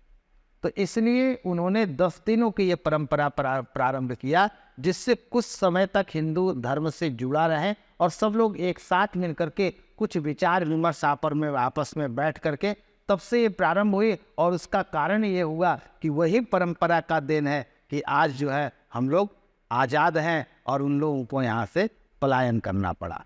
तो ये उस समय मतलब जो सेक्शन 144 का आप जो बता रहे हैं उसके चलते इन्होंने एक उत्सव को शुरुआत करी जी। और अगर हम कहें कि महाराष्ट्र साइड ये त्यौहार ज़्यादा क्यों मनाया जाता है, बाल गंगाधर जी की वजह से मनाया जाता है क्योंकि उन्होंने वहाँ शुरुआत की थी जी। एंड फिर अब जाके जैसे सोशल मीडिया और उसके कल्चर के थ्रू, एक ट्रेंड के थ्रू जब लोगों को पता लग रहा है कि जब बॉम्बे में जब सेलिब्रिटी सारा ऐसा कर रहे थे, जैसे आपने मेंशन किया था, तो हम क्यों ना करें, क्योंकि दिल्ली वगैरह में तो जैसे अगर मैं कहूँ कि हम गणेश जी की पूजा पूरे साल करते हैं, ऐसा नहीं है नहीं करते, मगर गणेश जी को लाके और फिर विसर्जन वगैरह करने का जो रहता है वो हमारे यहाँ नहीं होता इतना। मतलब कुछ घरों में होता है, कुछ घरों में नहीं होता। बहुत अच्छा है। तो उसके पीछे का, क्योंकि गणेश जी हमारे भी हैं, गणेश जी महाराष्ट्र के भी हैं, सबके हैं। तो वो डिफरेंस क्या कहते हैं कि कहाँ से आ जाता है कि वहाँ पे उनका लाना ले जाने का रहता है और यहाँ पे नहीं रहता। जी, ये देखिए बहुत अच्छा ज्ञानवर्धक आपने बातें पूछी, क्योंकि इसमें एक ये भी है कि ऐसे तो गणेश जी सबके घर में हैं, कोई ऐसा घर नहीं, कोई ऐसा व्यापार नहीं, कोई ऐसा स्थान नहीं जहाँ भगवान गणपति जी ना हो। हाँ। और पूरे पूरे समय तक रहते हैं, उनको तो विसर्जन नहीं करते, लेकिन इनका विसर्जन क्यों करते हैं? हाँ। उसके बाद आप देखते हो कि दीपावली में भी गणेश लक्ष्मी जी को लाया जाता है, उनका पूजन किया जाता है, लेकिन उनको भी तुरंत विसर्जन नहीं किया जाता, वो पूरे साल तक रहते हैं। हाँ। और जब फिर दूसरी बार दीपावली आती है तब उनका विसर्जन किया जाता है। हाँ। तो देखिए हमारे यहाँ जो गणेश उत्सव, एक तो जो घर में विराजित देवी देवता होते हैं उनका कभी विसर्जन नहीं किया जाता। हमारे यहाँ दो तरह की प्रतिष्ठा होती है, एक चल प्रतिष्ठा और एक अचल प्रतिष्ठा। चल यानी चलायमान, यहाँ से उठा करके हम दूसरी जगह भी लेके जा सकते हैं इनको। और अचल प्रतिष्ठा जो होती है, जहाँ एक बार बिठा दिए फिर दोबारा वहाँ से उठेंगे नहीं। ये कॉन्सेप्ट सिर्फ सनातन में है। अच्छा। इसी बेसिस पे हम लोगों की जीत हुई थी। जो राम मंदिर, आज वो भव्य मंदिर का निर्माण हुआ, तो कोर्ट में जब हम लोगों को पूछा गया कि भाई ऐसा क्यों, आप लोग इसी जगह पर क्यों चाहते हैं? क्योंकि देखिए वो इस्लाम में जो है वो कोई ऐसा कॉन्सेप्ट नहीं है जो हम लोगों का। हम लोगों के यहाँ जहाँ प्राण प्रतिष्ठा हो गया, जो प्रतिष्ठित मूर्ति होगी, वहाँ से हम लोग एक से दूसरी जगह नहीं रख सकते। लेकिन उनका अगर कोई मदरसा है, कोई मस्जिद है, तो एक प्रार्थना सभा है उनका, उसको यहाँ से तोड़ करके दूसरी जगह भी बनाई जा सकती है। उसमें कहीं उनका कोई रिलीजन का, कोई धर्म का उससे कोई दिक्कत नहीं है। जैसे कि दुबई में और शहरों में होता, अगर रोड में आ रहा है या कोई दिक्कत है, उसको तोड़ के दूसरी जगह बना दे। लेकिन हमारा जो सनातन धर्म में कॉन्सेप्ट है, जहाँ एक बार प्रतिष्ठा हो गई वो स्थान वही रहेगा, अन्यत्र जगह नहीं हो सकता। उसी प्रकार जब घर में हम विद्यमान करते हैं, घर में विराजित करते हैं, तो उनके विसर्जन की कोई आवश्यकता नहीं है। जब हम उसको फेस्टिवल के रूप में, जब हम पंडाल में बिठाते हैं, तो उनकी हम लोग चल प्रतिष्ठा कराते हैं। ब्राह्मण आते हैं, आ करके उनकी पूजन करते हैं, पूजन करने के बाद उसमें प्रतिष्ठा करते हैं। तो जब चल प्रतिष्ठा होती है और विशाल भी होती है, ठीक है, तो उसका विसर्जन ही जो है किया जाता है। और विसर्जन करने का ये परंपरा वहीं से प्रारंभ हुई। और जबकि देखा जाए तो भगवान गणपति जी को चाहे तो अपने घर में भी विद्यमान रख सकते हैं, अगर छोटा सा रूप है। ये नहीं कि बड़ा ही रूप चाहिए, क्योंकि बड़ा तो रूप उसे, जिनकी बड़ी पंडाल होती है, बड़ी व्यवस्था होती है। तो आप चाहे तो छोटा सा रूप का भी पूजन करके आप उसको विसर्जन कर सकते हैं। तो ये परंपरा उसी समय से प्रारंभ हुई। और रही बात कि बाल गंगाधर तिलक ने ही अगर ये उत्सव प्रारंभ किया, ऐसा नहीं है। ये प्राचीन काल से चली आ रही है, ये प्राचीन परंपरा रही है। हाँ, इसको बृहद रूप दिया उन्होंने, इसका आकार स्वरूप बड़ा किया इन्होंने, इसको फेस्टिवल के रूप में एक स्वरूप दिया। तो ये थोड़ा धीरे धीरे प्रचलित होने लगी। और भगवान गणपति जी किसी एक राज्य के तो है नहीं, महाराष्ट्र के सिर्फ है नहीं, वो तो पूरे भारत के जहाँ जहाँ सनातनी है सबके हैं। और सब जगह ये उत्सव मनाया जाता था। वो जो बड़े रूप से जो फेस्टिवल के रूप में महाराष्ट्र से प्रारंभ हुए, उसी का रूप जो है आज पूरे भारत में लोग पंडाल लगा करके और बड़ा ही धूमधाम से इस पर्व को मनाते हैं।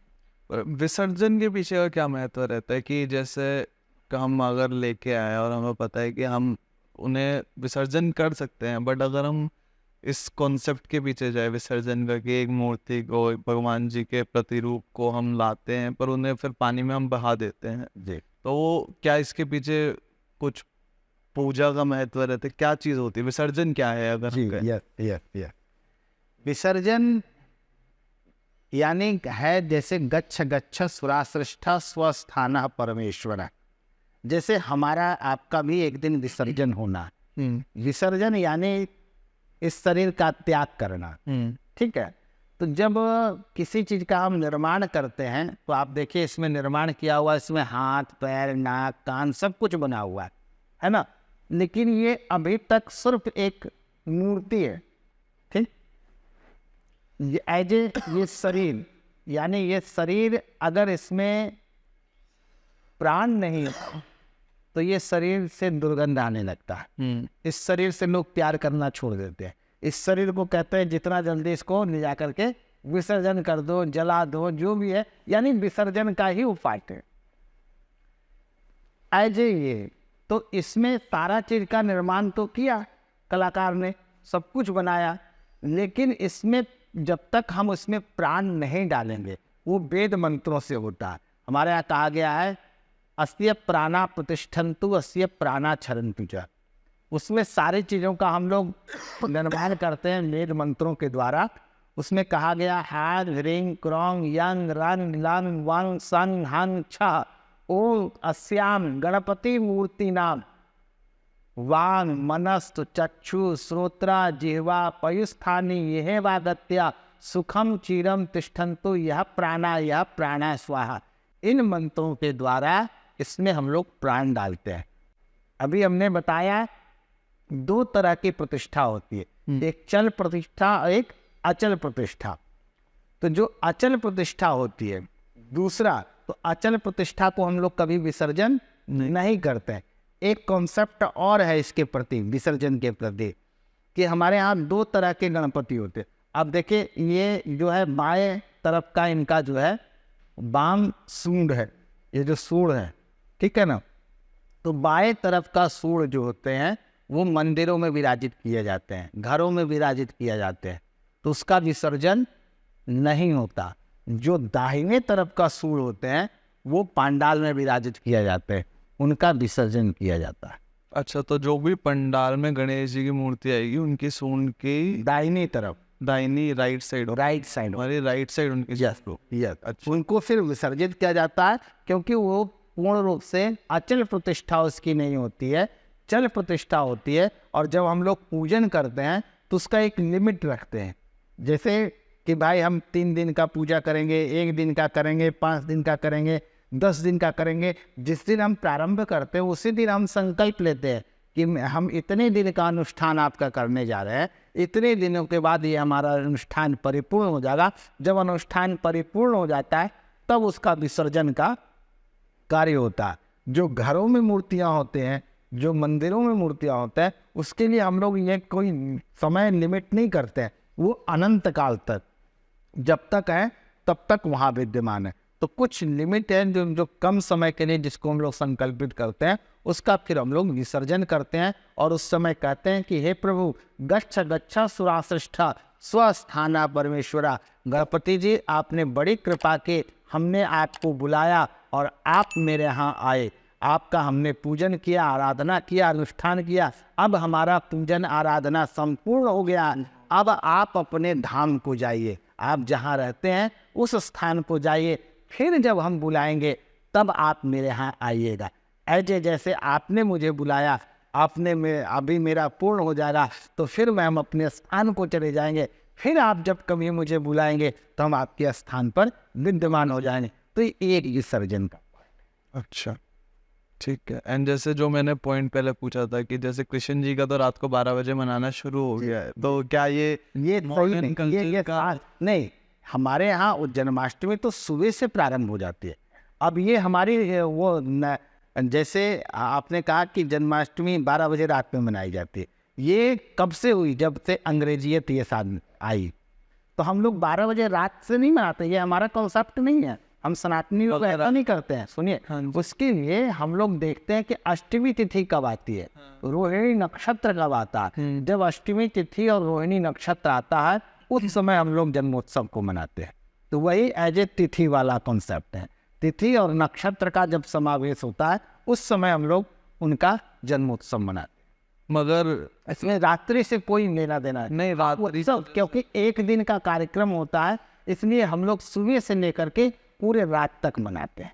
जैसे हम देखते हैं रात को 12 बजे सब इंतजार करते हैं, मथुरा में भी एंड मतलब अलग अलग जगह जहाँ कृष्ण ये एक नया प्रचलन है, लेकिन आप तो देखते होंगे, लेकिन हम लोग उसकी प्रक्रिया सुबह से ही प्रारंभ करते हैं। सुबह से ही उनकी पूजन आराधना अनुष्ठान करना प्रारंभ कर देते हैं और प्रारंभ करके उनकी जन्मोत्सव हम लोग सुबह से ही मनाना प्रारंभ कर देते हैं। ऐसा नहीं कि जब 12 बजता है तब जा करके हम लोग उसको मनाते हैं। हम लोग सुबह से ही, जब अष्टमी आती है, रोहिणी नक्षत्र आता है, उसी समय से प्रारंभ हो जाता। दूसरा कॉन्सेप्ट ये है कि भगवान कृष्ण का जन्म जो है वो अर्धरात्रि में हुआ था, 12 बजे हुआ था। उसका कारण ये था कि उनका जन्म हुआ था जेल खाने में। हाँ तो जेल खाने में, इसलिए वो जेल खाने में हुआ तो उनको वहाँ से दूसरे जगह जाना था, तो बच्चे का रूप थे तो वो जाएंगे कैसे? तो अगर सब दिन होगा तो पहरेदार सभी जगह रहेंगे, तो पहरेदार जगह रहने के कारण अगर दिन में होगा तो ऐसा नहीं हो पाएगा। तो उन्होंने इसलिए चुना कि आधी रात को चुना। अब देखिए भगवान राम का जन्म वो सुबह दिन में 12 बजे बनता है, अभिजीत मुहूर्त हुए। भगवान कृष्ण रात्रि अर्धरात्रि में आए थे, इसलिए कृष्ण कहा गया। कृष्ण यानी काला भी होता है, अच्छा ठीक है। तो इसलिए वो अर्धरात्रि में आए कि उस समय जितने द्वारपाल लोग थे वो सब लोग सो रहे थे, तो उसी समय उनको मौका मिल गया। तो उसी समय वसुदेव जी जो है उनको उठाए और उठा करके ले करके और गोकुल की ओर लेके चले गए, ठीक है। लेकिन जो उत्सव मनाया जाता है, जो जन्मोत्सव वो अगले दिन मनाया जाता है, सुबह मनता है, प्रातःकालीन। क्योंकि नंद बाबा सुबह जब वो पहुँचे रात्रि में, तो टोकरी में देखते होंगे, टोकरी में लेकर के जाते हुए तो यमुना जी को पार करके फिर जब वो गए तो वहाँ गए तो प्रातःकालीन जब हुआ, जब वो किनकारी मारे सबको पता चला कि लाला हुए, तो अगले दिन वो उत्सव के रूप में मनाया गया। तो ऐसा नहीं है कि अर्धरात्रि में हम लोग उसको मनाते हैं। ठीक है। एंड जैसे अब आज के समय में जैसे लोगों ने ऑल ओवर इंडिया मनाना शुरू कर दिया गणेश चतुर्थी, तो ताकि लोगों को जैसे इन्फॉर्मेशन यही होती है, गणेश जी को लाया जाता है, गणेश जी की पूजा करी जाती है, एक सर्टेन डे पे गूगल जो डेट बताता है उस डेट पे जाके उनका विसर्जन कर दिया जाता है। अगर लोगों को सही तरीके से ये चीज़ करने की हम जानकारी देना चाहें इस प्लेटफॉर्म के माध्यम से, मतलब इस माध्यम के थ्रू, तो वो क्या है कि किस तरीके से गणेश जी की पूजा गणेश चतुर्थी के समय करना ठीक है, किस तरीके से गणेश जी की पूजा करी जाए? जैसे आपने मूर्ति के बारे में बताया कि मूर्ति वही लाएं जिसकी सूंड राइट साइड में, हाँ, इस तरीके की ऐसे क्या क्या चीज़ें हैं, क्या प्रसाद चढ़ना चाहिए, किस समय पूजा होनी चाहिए, ऐसे क्या क्या पॉइंट्स हैं? बहुत सुंदर। इसमें सर्वप्रथम ध्यान रखना चाहिए कि अपने घर को शुद्ध रखें, जहाँ पर आप विराजित करते हैं उसकी पूरी शुद्धता करें, शुद्धता कर करके, और जहाँ से भी आप मूर्ति लाते हैं मूर्ति का भी ये ध्यान रखें कि वो चीज़ें शुद्ध से बनी हुई हो। और उसको जब हम लोग मूर्ति लाते हैं तो लाल कपड़े से ढक के लाते हैं, आप देखते होंगे मूर्ति को, हाँ, लाल कपड़े से ढक के लाते हैं और भगवान का, गणपति का स्मरण करते हुए गणेश जी को लाया जाता है। और इसके लिए जो हमारे पंचांग में मुहूर्त इसकी आती है, भाद्रपद शुक्ल पक्ष चतुर्थी तिथि जिस दिन आती है, और विशेष करके उदया तिथि, जो उदय हुए तिथि आती है, उसी को हम लोग मूल मानते हैं। तो इस बार जो है भाद्रपद शुक्ल पक्ष जो चतुर्थी तिथि आ रही है वो दिनांक 7 तारीख को आ रही है, शनिवार को। शनिवार के दिन गणेश चतुर्थी हम सभी सनातनी हर्षोल्लासपूर्वक इस बार मनाएंगे। और प्रातःकालीन से ही मुहूर्त प्रारंभ हो रहा है, 7:21 से शुभ मुहूर्त प्रारंभ होगा, शाम के सुबह जो 10:12 तक है। उसके बाद जो अभिजीत मुहूर्त हमारे यहाँ कहा गया, जो 11:37 से लेकर के 12:42 तक रहेगा। इस समय भी अगर आप प्रतिष्ठा नहीं कर पाए हैं तो गोधूली बेला, जिसको प्रदोष काल बोला गया है, शाम को 4:32 से लेकर के 7:52 तक, ये गणेश स्थापना पूजन करने का बहुत ही शुभ और पावन मुहूर्त है। इस समय अगर गणेश जी को लाते हैं, इस समय गणेश जी की पूजा करते हैं, इस समय गणेश जी की प्रतिष्ठा करते हैं, तो आपको और समय की अपेक्षा इस समय करने से अनंत गुना फल की प्राप्ति होगी, यानी कई गुना फल हमें इनका प्राप्त होता है। और जैसे गणेश जी को आप लेकर के आए तो जो इसके जानकार हैं, क्योंकि हम लोग तो सब कुछ जानते नहीं हैं, और जिस चीज़ में आपने इसके पहले एक प्रश्न हमसे पूछा था जो बहुत अच्छा लगा मुझे, कि कोई भी चीज़ें में जब तक आपको जानकारी नहीं होगी तब तक आनंद नहीं आएगा, जिज्ञासा नहीं बढ़ेगी। अब मान लिए आपको मराठी भाषा नहीं आती है और दो लोग आपस में मराठी में वार्तालाप कर रहे हैं और वो हंसी का बात हो, तो आपस में वो हंस रहे होंगे, आपको हंसी नहीं आएगी। लेकिन अगर आपको भी उस भाषा का ज्ञान हो तो वो दोनों हंसेंगे तो ऑटोमेटिक आप भी उस भाषा पे हंस लेंगे। उसी प्रकार हम अपने धर्म कर्म के बारे में, अपने धार्मिक महत्व के बारे में, अपने इस उत्सव के बारे में जब तक हमें पूर्णतः ज्ञान नहीं होगा तब तक हमें उसमें रुचि नहीं आएगी, तब तक हमको उसमें आनंद नहीं आएगा। तो विशेष करके सनातनियों को चाहिए कि आजकल के भेड़िया चाल में मत चलें कि दुनिया कर रही है तो हम भी करें, क्योंकि आज का जो धर्म कर्म है भेड़िए चाल वाली ज़्यादा है। और अब तो धर्म कर्म सेल्फी वाली ज़्यादा हो। लोग मंदिर भी जा रहे हैं तो भगवान को प्रणाम करने से पहले सेल्फी लेते हैं, यानी सेल्फी तक धर्म सीमित होती जा रही है। तो ऐसे लोगों से प्रार्थना है कि धर्म को ऐसा ना करें, सेल्फी का पॉइंट ना बनाएं। वहाँ जाए तो सबसे पहले भगवान से अपने दोनों आई टू कांटेक्ट हो, उनसे प्रार्थना करें, पूजन करें, और फिर बाद में अगर आपकी इच्छा हो तो आप एक भगवान के साथ पिक लिख सकते हैं। लेकिन आप जाते ही हम लोगों को देखिए कि उसी में लगे रहते हैं, ना पूजा करते हैं ना आराधना करते हैं। तो इस चीज़ का सबसे पहले सनातनियों को चाहिए कि इसकी मूल चीज़ों को जाने। हम क्यों मनाते हैं, किस लिए मनाना चाहिए, क्या इसका विधि है, क्या इसका विधान है, किस तरह का करना चाहिए। तो अगर इस तरीके से आप पूरे पर्टिकुलर जो इसकी पद्धति है अगर उसके अकॉर्डिंग करते हैं तो आपको उसका पूर्ण फल की प्राप्ति होगी। उसके लिए आप एक ब्राह्मण को बुलाएं और उनके द्वारा भगवान गणपति जी की पूजन आराधना करना चाहिए।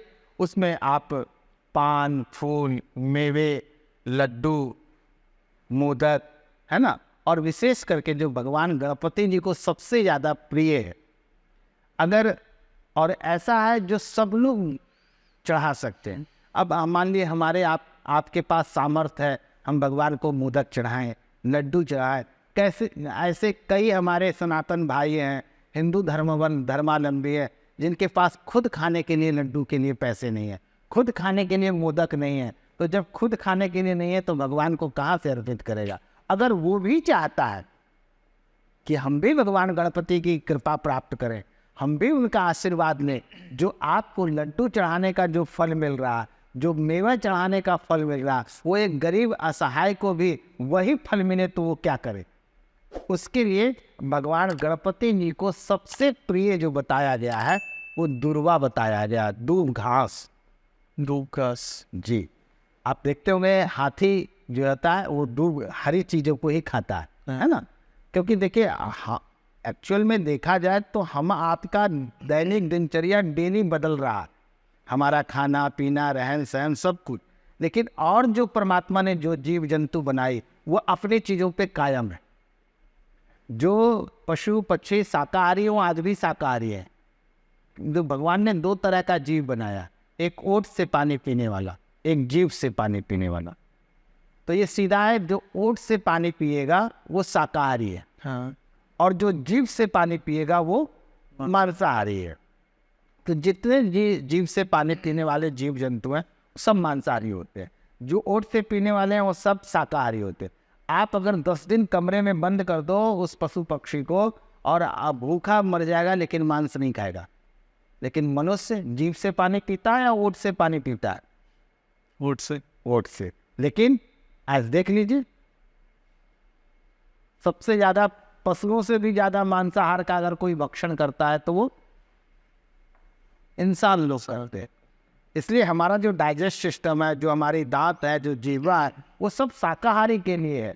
तो उसीलिए भगवान गणपति जी को सबसे प्रिय जो बताया गया है वो दुर्वा को बताया गया है। कांडात परोहंते परुखा परुष्परे एवानो दुर्वेणा प्रतणो सहस्त्रेण सतेन ज। आप दुर्वा को अगर गणपति जी को चढ़ाते हैं तो 56 प्रकार का व्यंजन, जो 56 प्रकार का भोग लगाते हैं, उसके भी भोग लगाने से ज़्यादा पुण्य फल की प्राप्ति मात्र एक दुर्वा चढ़ाने से हो जाता है। और अगर उस दुर्वा में आप थोड़ी सी हल्दी लगा करके, अगर कोई कामना हो, आपका किसी का विवाह ना हो रहा हो, कोई परीक्षा में उत्तीर्ण ना हो रहा हो, या बहुत सारा व्यापार में बहुत सारा प्रयास किया हो वो सफल नहीं हो पा रहा हो, पारिवारिक क्लेश हो रहा हो, किसी प्रकार का भी अगर व्यक्ति के जीवन में कोई व्यवधान उत्पन्न हो रहा हो तो गणेश चतुर्थी के दिन भगवान गणपति जी को हल्दी से कलर करके 11 दुर्वा भगवान गणपति जी को अर्पण करना चाहिए और इस मंत्र को बोलना चाहिए, ओम गण गणपतये नमः। इस मंत्र को बोल करके चढ़ाने से आप देखेंगे तो तत्क्षण आपके जीवन में एक अलग सा चमत्कार होगा। आपकी जो है वह जो भी बाधाएं आ रही हो सब दोषों का निराकरण होगा। और जैसे कि आप आरती गाते हैं देखते हैं तो भगवान गणपति जी को अपने घर में लाइए या पंडाल में ला करके सुंदर वस्त्र बिछाइए, केले का आम का तोरण लगाइए, विधि विधान से उनका पूजन कीजिए, षोडोपचार पूजन करिए और लड्डू के मेवे के जो भी यथाशक्ति भगवान ने आपको जो सामर्थ्य दिया उसका भोग लगाइए। और हम लोग आरती में भी गाते हैं, पान चढ़े फूल चढ़े और चढ़े मेवा और लड्डुअन का भोग लगे संत करे सेवा। तो भगवान गणपति जी को यह प्रिय है। और यहाँ तक कि उसी में कहा गया, अंधन को आँख दे, कोढ़िन को काया, बांझन को पुत्र दे, निर्धन को माया। यानी अंधा व्यक्ति भी गणपति पूजा से वह देखने की दृष्टि आ जाती है, लंगड़ा व्यक्ति भी चल सकता है, बांझ व्यक्ति भी जिसका कोई संतान आज तक नहीं हो पाया, संतान से वंचित है, उसको संतान की प्राप्ति हो जाती है। तो भगवान गणपति जी की साधना और पूजन में ये उत्सव करने से कोई ऐसा संसार का सुख सुविधा नहीं है जो उसको प्राप्त नहीं होता। तो पान जरूर चढ़ाए भगवान को, मोदक का भोग लगाए, दुर्वा चढ़ाए और भगवान की आरती करें, पूजन करें और फिर उस प्रसाद को जितना अधिक से अधिक लोगों में आप वितरित करेंगे उतना ही पुण्य फल की प्राप्ति होगी। और फिर आपका जैसा दैनिक दिनचर्या है, फिर आप 1 दिन का या 3 दिन का या 10 दिन का, तो जो प्रक्रिया है, सुबह भी आरती होती है, शाम को भी आरती होती है, सब लोग एकजुट होकर के एक साथ मिल करके भगवान गणपति जी की आरती करते हैं, पूजन करते हैं। और उसके बाद इस समय गणेश अथर्वशीर्ष का पाठ करना बहुत ही महत्वपूर्ण माना गया है, बहुत ही फलदायी माना गया है। गणेश जी का 12 नाम का उच्चारण करना इस समय बहुत ही शुभ माना गया है। और इतना नहीं तो ओम गण गणपतये नमः का जप आप अगर करते हैं गणेश जी के पास बैठ करके, तो जो व्यक्ति अज्ञानी है, जो मूर्ख है, उसको भी ज्ञान की प्राप्ति हो जाती है। जो बहुत सारे डॉक्टरों के पास जाकर के थक गया है, रोग की निवृत्ति नहीं हो रही है, वह रोग से निजात पाता है। यानी कोई ऐसा चीज नहीं है जो भगवान की आराधना करने के बाद उसको उसका फल न मिलता हो। सारी चीज़ों की सभी को फल को देने वाला, और इनको तो कहा गया मनोवांछित फल को देने वाला, यानी मन में जो इच्छा हो। जबकि कहा गया है इच्छाओं की पूर्ति जीवन में कभी नहीं होती है। एक इच्छा पूर्ण हो गया तो दूसरी इच्छा जागृत हो जाती है। लेकिन भगवान गणपति जी की पूजा करने वाला व्यक्ति, जो उसके मन में इच्छा हो जाए वही पूर्ण हो जाता है। ये है गणपति जी की आराधना और पूजा का फल। जैसे हमने बताया गणेश जी के 12 नामों का वो करना चाहिए, तो क्या है गणेश जी के 12 नाम, अगर लोगों को बताएं आप। गणेश जी का आप गूगल पे आप देखेंगे, प्रणम्यम शिरसा देवम गौरी पुत्र विनायकम, ऐसे करके 12 नाम उनका जो है, उसको पुस्तक है, इसका पुस्तक में आप देख करके 12 नाम का इसका आप उच्चारण करेंगे तो 12 नामों का आप इसके हम दे देंगे, आप उसमें लिखित में आप दर्शकों को दे भी दीजिएगा। ठीक है। एंड जैसे आपने बताया कि लोग 5 दिन का, 10 दिन का, 7 दिन का करते, तो सभी लोग 7 तारीख की इसकी शुरुआत करेंगे। यस, पूरे भारत में एक दिन एक साथ। एक चीज और हो गया निकुंज जी, देखिए हमारे सनातन धर्म में जो है जितने भी व्रत और त्यौहार हो रहे हैं ना, वो 2 दिन होता चला जा रहा है। और उसका मुख्य कारण है पंचांग। पंचांग कई जगह से पंचांग निकलने लगे हैं और कई लोग अपना पर्सनल कैलेंडर निकालते हैं और उसके कारण लोग भ्रमित होते जा रहे हैं। तो हम लोगों ने ये विचार किया है कि अभी 2025 में जब हमारा महाकुंभ आएगा, उस समय हम लोग सभी संत लोग मिलकर के इसके निजात के लिए हम लोग एक सनातन बोर्ड का गठन करने जा रहे हैं। और वो जो सनातन बोर्ड का गठन होगा वो वहाँ से अनाउंसमेंट होगा, क्योंकि आप देखते होंगे ईद एक दिन मनाई जाती है ना।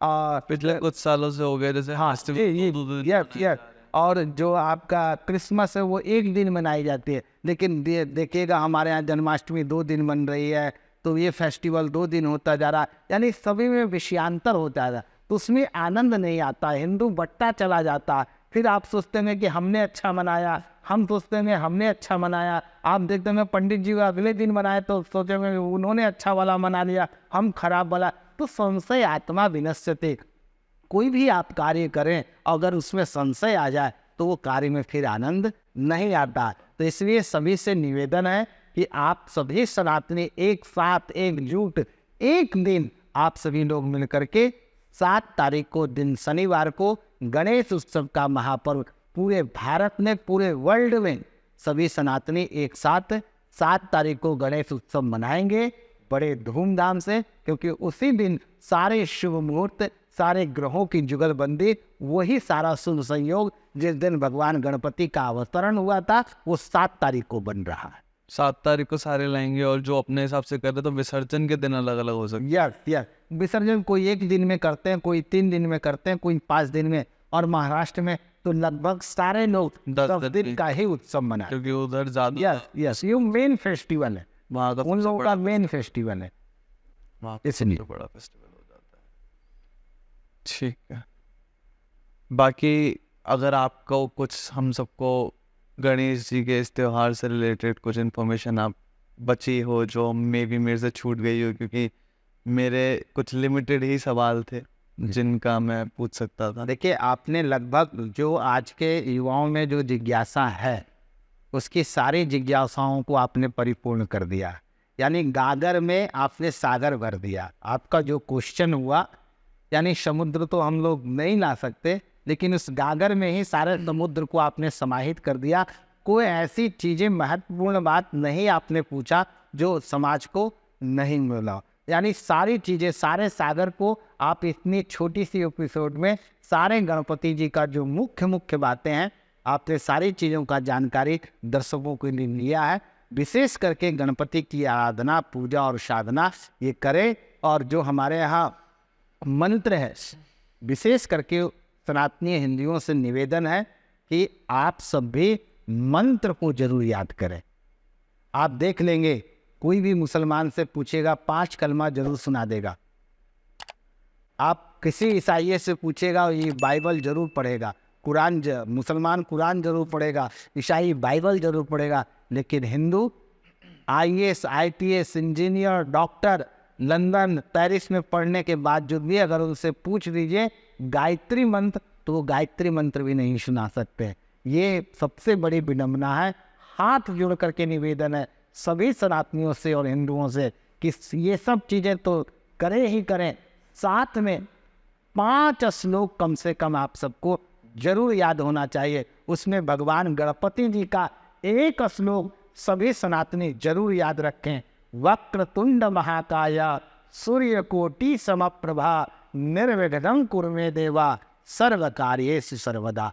ये मंत्र जो भी आपके दर्शक देख रहे हैं उनसे निवेदन है कि इसको सुने और सुनने के बाद इस मंत्र को जरूर याद रखें, तब जाकर के हम दोनों का ये जो आज हम लोग ये एपिसोड बना रहे हैं तो हमारा सार्थक हो जाएगा अगर कुछ लोगों ने इस मंत्र को याद कर लिया। अगर आप कुछ लाइनों में इस मंत्र का मतलब एक बार फिर याद दिलाते हैं। वक्रतुंड महाकाया, आदि जो इनकी देख रहे हैं एक दांत टूटा हुआ, सूर्य कोटि समप्रभा, करोड़ों सूर्य के समान भगवान गणपति जी की आभा है।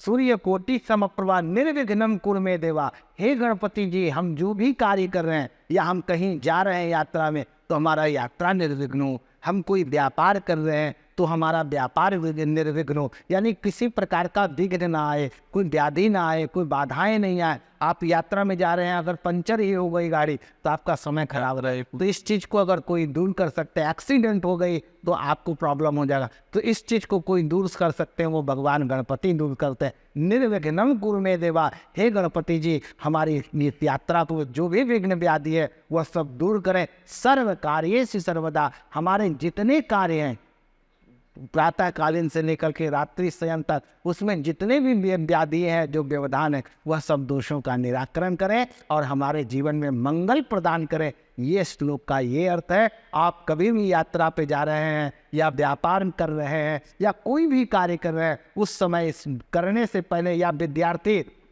पढ़ाई कर रहा है, पढ़ाई करने से पूर्व इस मंत्र को अगर बोलता है, वक्रतुंड महाकाया सूर्यकोटि समप्रभा निर्विघ्नं कुरु मे देवा सर्व कार्येषु सर्वदा, तो आपका सारा कार्य जो है वो फलीभूत होगा। किसी प्रकार के विघ्न व्याधि बाधाएं नहीं होंगे। अगर आप यात्रा में जा रहे हैं तो आपका यात्रा सुगम होगा। आप व्यापार कर रहे हैं तो आपका व्यापार उत्तरोत्तर वृद्धि करेगा। आप पढ़ाई कर रहे हैं तो परीक्षा में आप उत्तीर्ण होंगे, उस क्लास में सबसे टॉप विद्यार्थी होंगे। ये सब लाभ है।